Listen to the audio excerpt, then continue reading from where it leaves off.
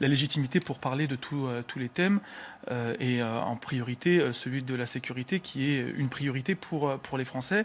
Je rappelle, 68% des Français se sentent en insécurité dans leur environnement et donc on voit bien que c'est une priorité aussi après la crise sanitaire, mais c'est une priorité pour les Français. Et d'ailleurs, le gouvernement a pris la mesure de cette priorité.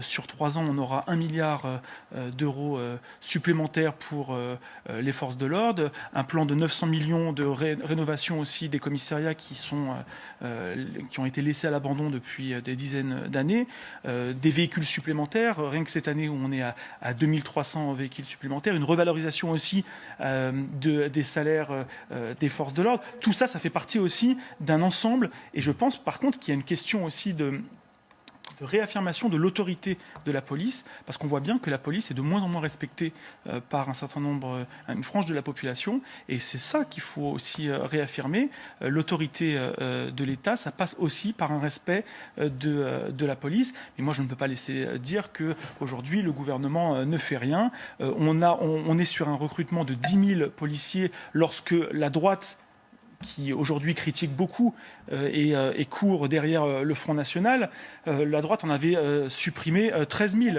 On en est à 10 000. Et d'ailleurs, le Front National, vous en proposiez... Rassemblement national, s'il vous plaît. Pardon, excusez-moi. Rassemblement national, effectivement. J'ai encore la vieille image, même si elle n'est pas nouvelle, la vôtre. Mais le Rassemblement national, vous en demandiez 7 000. Vous voyez, on en fait 10 000. Donc on va même au-delà de vos espérances. Donc vous devriez soutenir le gouvernement.